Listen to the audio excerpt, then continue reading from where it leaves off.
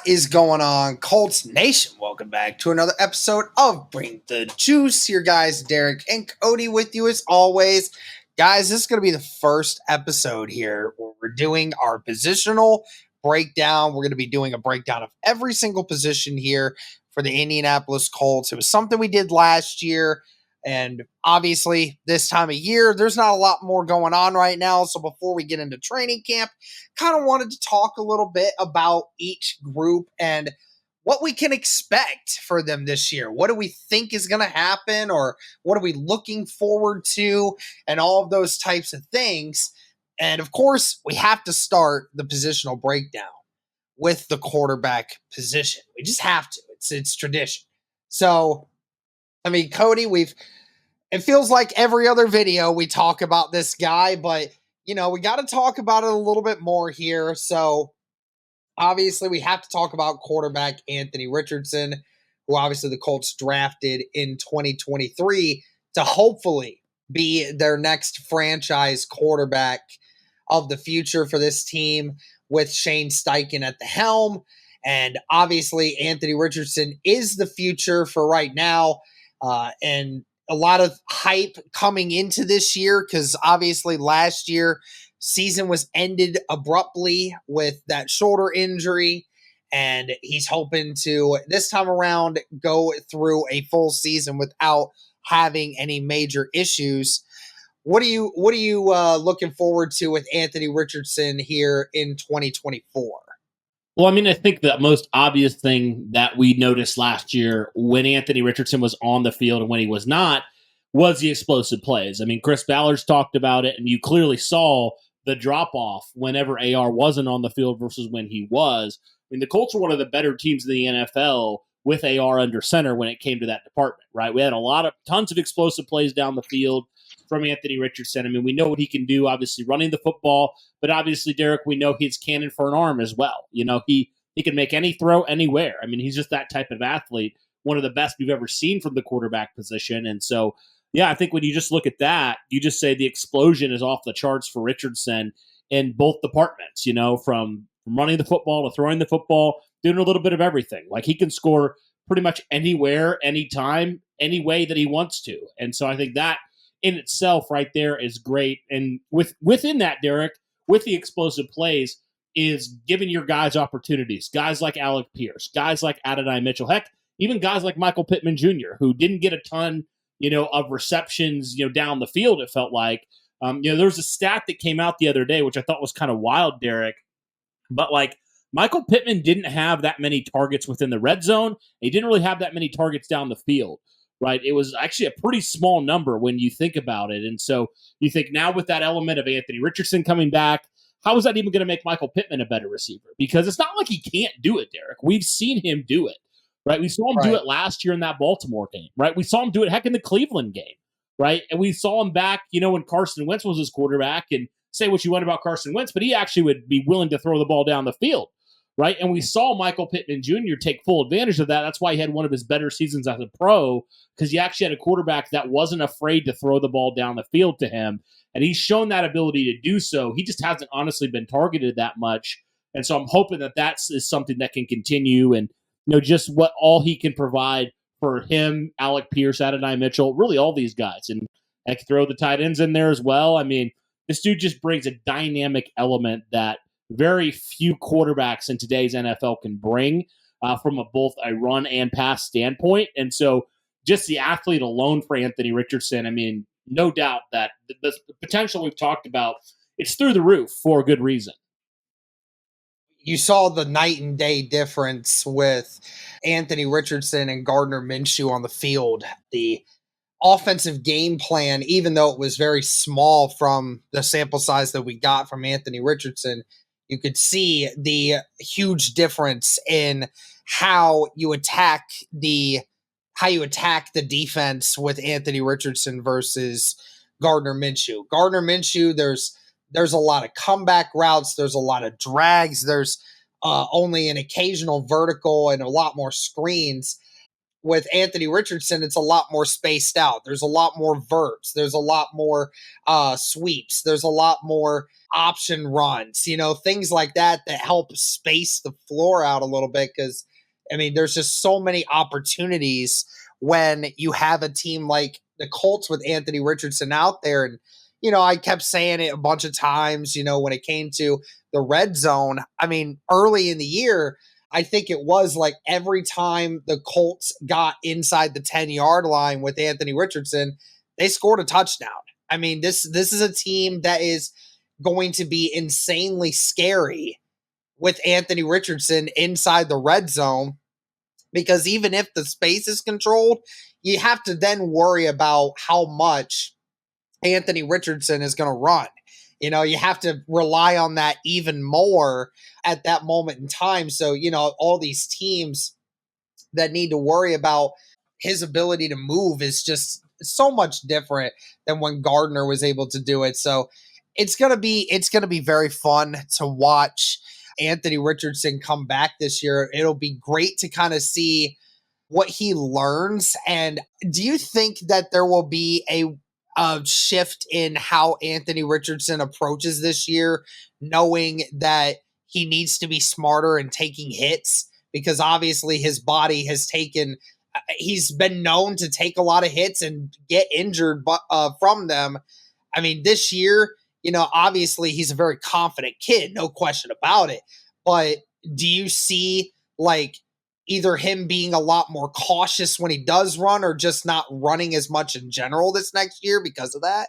I don't think he's going to stop running. I don't think that's an element the Colts are going to just say, hey, you need to stop doing this. I do think it is just about, you know what I mean? I think Richardson has even said it at this point, probably Steichen as well, just knowing, when to kind of take some of those hits and when to not, and preferably never taking those hits. So, for example, instead of trying to fight for an extra 3-4 yards, getting out of bounds, or, sliding down, or not, like you said last year with the Houston game, not, stopping, or not maybe, or not like slowing up near the end zone, like just things like that can protect your body.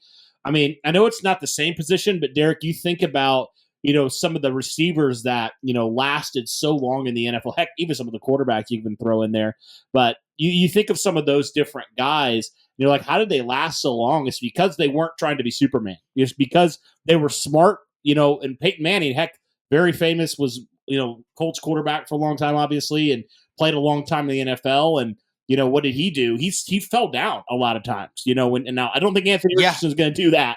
Don't get me wrong. But you know what I mean? Like, just understanding my health is far more valuable than one bad play, and I think that's so critical for Anthony Richardson to understand. Is like, yeah, at the end of the day, if I miss games, I miss time, it won't matter if I picked up 2, 3, 4 extra yards. That won't matter because I won't be on the field. And Anthony Richardson's just got to get that through his head. And the Colts have to do a good job, and maybe even a better job this year, of protecting him from himself, man. They just got to do that. I mean, that's not just with Richardson. That's what you got to do with these young guys, is just protecting them from themselves, especially the ones that have that mobility.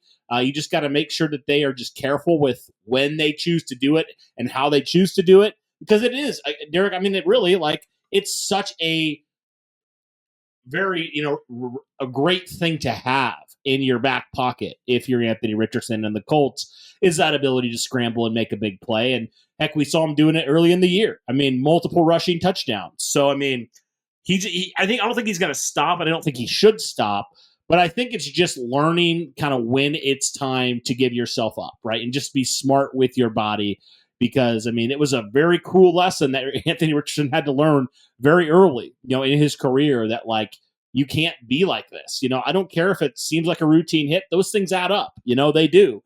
And, the tackle that Anthony Richardson took on the one that he, got injured in wasn't this big, massive hit. It was a pretty standard routine tackle.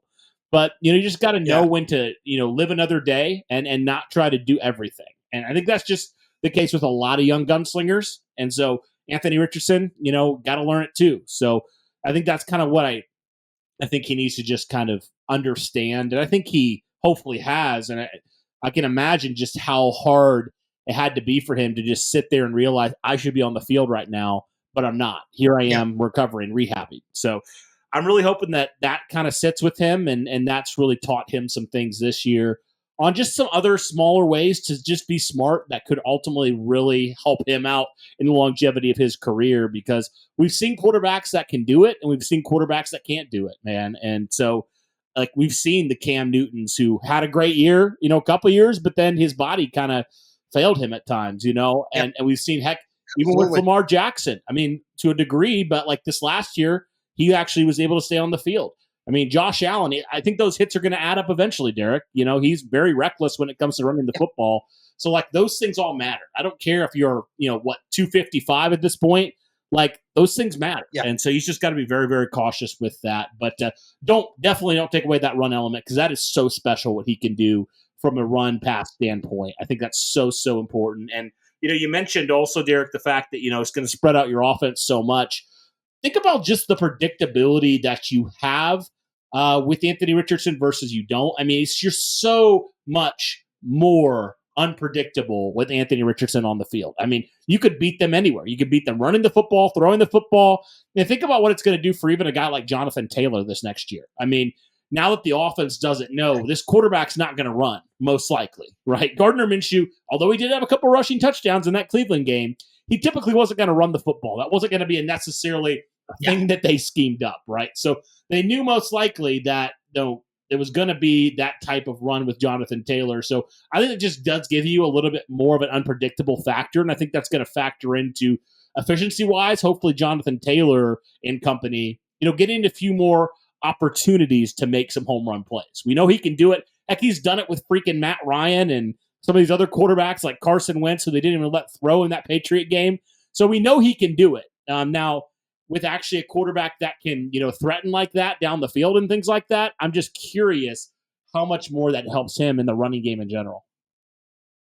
When Anthony Richardson keeps talking about his weight, I mean, I don't really think there's ever been a quarterback quite like Anthony Richardson, just in sheer size and whatnot. I'll tell you what, I mean, I look at what Anthony Richardson's going through and I look at it and say, he's kind of like the Gronk of NFL quarterbacks, because Gronk was a physical specimen, unlike anything we've ever seen from a tight end perspective. Like, sure, you get a lot of, there's tight ends that have been bigger than Gronk, no question about it. But Gronk was the perfect size, speed, athleticism with hands that you've ever seen from the aspect of a physical dominant standpoint. But the problem is after a while, those hits, because you're so big, dude, that stuff wears you down. I mean, people don't want to admit it, but like, just being bigger is not always the best thing. Ask any athlete that was physically maybe the most dominant in their sports ever. Ask them, how long did their careers actually last? Like Shaq's career in the NBA got shortened because, he didn't take care of his body quite as much and he was just so big. Rob Gronkowski, he probably I bet he wishes he could have played a few more years, but he got slower. His body just started wearing down. He wasn't able to sustain it for quite as long as I think he wished he would have. And Anthony Richardson now, thank goodness, he's a quarterback, so he's going to take a lot less hits than someone like that, hopefully. So, being able to take a lot less hits, you're going to be able to last a lot longer, but it's practically the same thing. When you get hit at that size, every hit feels worse. So, I mean, somebody that's a lot smaller than him, sure, maybe they take an occasional hit, but they bounce up a lot quicker than an Anthony Richardson does, even for as athletic as he is. So, 100%, you're going to have to definitely make sure you're staying on your physical performance, and you have to make sure, obviously, taking as few hits as possible, especially the big hits. So then, we obviously can keep Anthony Richardson around for a very long time. Now, let's move to his backup quarterback here, which was one of the biggest surprises of the offseason for the Indianapolis Colts. Cody, you and I had mentioned it several times throughout the offseason on what were the Colts going to do at the backup quarterback position. Were they going to fill it in free agency? Were they going to draft one? Those were all questions we were asking, and at that moment in time, the Indianapolis Colts had only made one outside free agent move at that moment, when they decided to bring in quarterback Joe Flacco, a veteran in the NFL who just recently was part of the Cleveland Browns, who had to fill in for Deshaun Watson. And Joe Flacco ended up leading the Cleveland Browns to the playoffs. And, I think a lot of people, Cody, at the moment when this move happened, probably didn't like the move just because mainly due to the fact of there was recency bias with how Cleveland played against Houston in the playoffs just 2 months prior to that. And on top of it was only the second move of free agency for the Indianapolis Colts that was outside the building, and it was a backup quarterback move. So a lot of people were frustrated that here we are signing a backup quarterback rather than going out and getting some big name players. But looking at it now with a few months to actually digest this news, how are you feeling now with Joe Flacco as the backup quarterback for the Indianapolis Colts? I mean, could you say it's an upgrade? I think you could make that argument because Joe Flacco, like you said, he was just playing so well for Cleveland, considering the circumstances and kind of being thrown in there.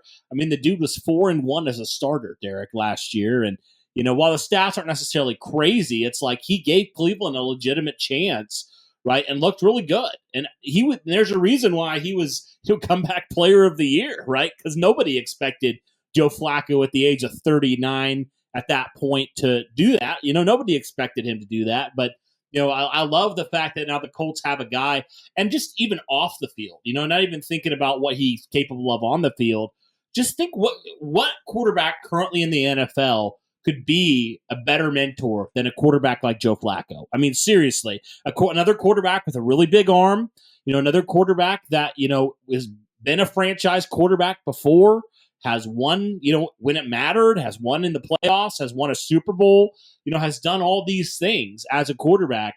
I think it's a perfect mentor guy. And, Joe Flacco obviously has never been a running quarterback. He's never going to pretend to be that. But so I'm just wondering and hoping that he can help teach Anthony Richardson, a little bit more about being a passer, and just some of the ins and outs of that from what he's learned over his career, with the Ravens, with, Denver, with the Jets, with Cleveland, now with Indy. Like, I'm hoping that he can just, all that knowledge of information that Joe Flacco has since being in the league in 2008, can really help Anthony Richardson from that standpoint, really to mature in those ways that he needs to mature as a quarterback. Because, I mean, Derek, at some point, Anthony Richardson, I think Chris Ballard's even said this, right?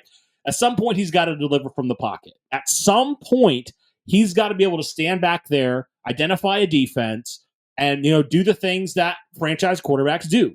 And I think there's no better teacher out there probably than a quarterback like Joe Flacco, who knows how to do that very well, who has been in multiple systems now, and understands the ins and outs of playing that position. So I'm really thinking that obviously Joe Flacco, what he did last year, with Cleveland on the field, yeah, but just off the field for how much he's going to be such a good mentor to Anthony Richardson. I'm just really excited for that, to get a quarterback like that in the building that can really help AR potentially take it to the next level as a passer. So looking forward to that.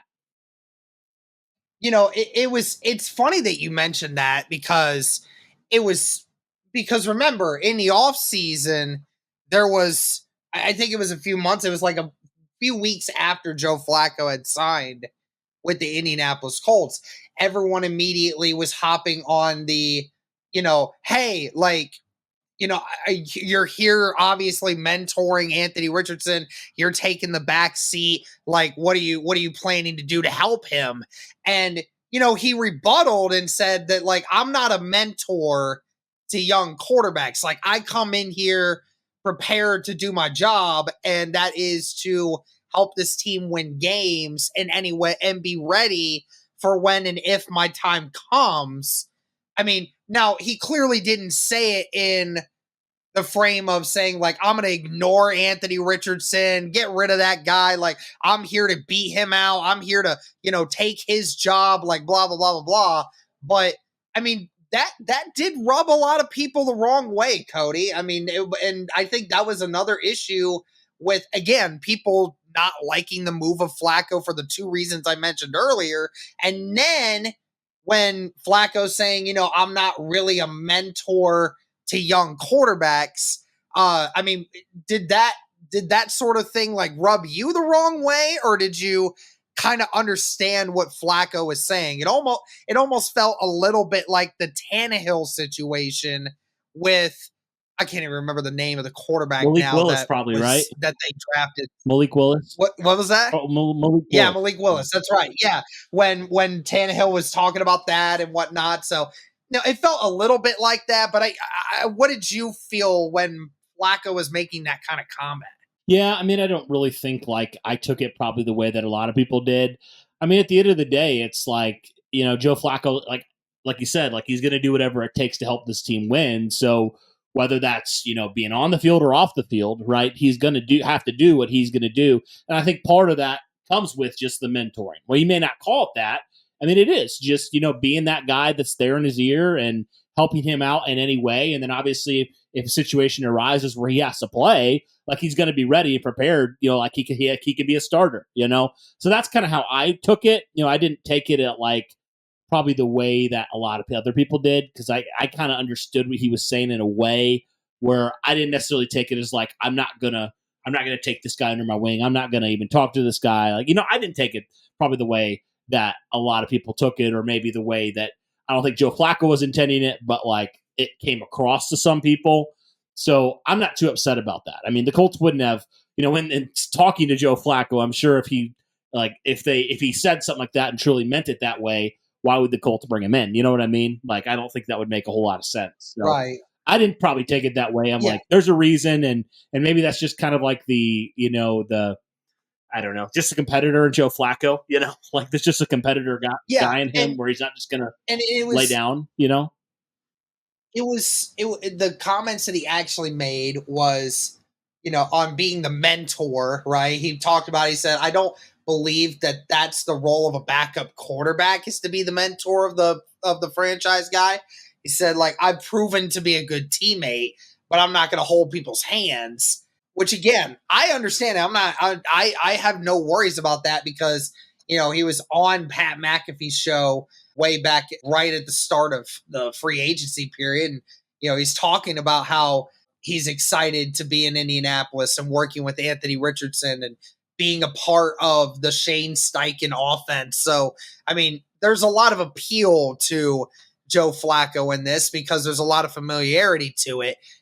Again, like I don't need him to be a mentor to Anthony Richardson, but like you said, if he's just going to be a good teammate, and Anthony Richardson asks him a question here and there, and Joe Flacco's there to answer it, it's all you can really ask for, right? That's about it for it, right? And I mean, like, while he may not like that term mentor, maybe he just doesn't like the way that like the connotation that word brings. I could totally see that. But like a teammate, like he's going to do a lot of the things that a mentor would do, but maybe not have that label as a mentor, right? He's going to help him out. He's going to impart wisdom if Richardson asks him a question, but he's not just going to take him like you said, like a baby and hold his hand. Like he's going to let him be his guy, and he's going to compete. And he's going to push him. I think ultimately, Derek, he wants to make Richardson better. I mean, I do, but ultimately he wants to start. I mean, no question. But like we know, Richardson's going to be the starter, so I think that can only make a quarterback like Richardson better. Is just having a teammate like that. That's not just going to lie down and be like, "You're the guy." Not in like a malicious way, but just saying like, hey, I'm not going to make it easy on you. You got to earn it. So I kind of like that just for Anthony Richardson, just being pushed in those ways. And then the last quarterback of the group that we know will be on the roster for at least a little while, quarterback Sam Ehlinger, who has always been the preseason champion for Colts fans. It seems like every offseason, Cody, we as Colts fans, or we see a bunch of Colts fans, get on the high horse and say, it's time for Sam Ehlinger to get the chance to run this team and be the starting quarterback of the future for this team because, he throws for 70% and throws for 270 yards and 2 touchdowns against third and fourth stringers. So, I mean, I'm assuming that's about the role that we'll probably get out of Ellinger this year again. Yeah, pretty much practice squad type of guy. I don't really expect a whole lot. I'll say I'll add in, Derek, I am really intrigued by a couple of the quarterbacks, although I do know one of them, Jason Bean, is listed as a quarterback / wide receiver, which is interesting. So maybe he's going to be more of a wide receiver. But then Caden Slovis out of BYU. I'm really interested in that one, Derek, because he did a lot of good stuff, and he's got the prototypical size of the quarterback. He's 6'3", 230, so he's got some size there. Can he potentially push Sam Ehlinger for that third quarterback position? I'm intrigued by that. Just in adding another quarterback into that room to potentially push for that kind of third guy, in that reserve type of role there. So those are some of the quarterbacks there that I'm looking forward to, man. I'm really looking forward to seeing how that third quarterback position plays out, and can one of these two undrafted guys potentially push Sam Ehlinger out, because Sam Ehlinger, he's really nothing special. Let's be honest. He's solid, and that's about it. He can run a little bit, but nothing special about Sam Ehlinger. That might get some Sam Ehlinger truthers a little bit upset, but let's be real. He's not really anything special, so he could be replaced pretty easily, I think. All right. Well, that is the first video, guys, of the positional breakdown. This one of the quarterbacks for the Indianapolis Colts. Leave us a comment and a like on the video. Let us know your thoughts on this. But thank you guys so much again for all the support. And as always, guys, Colts.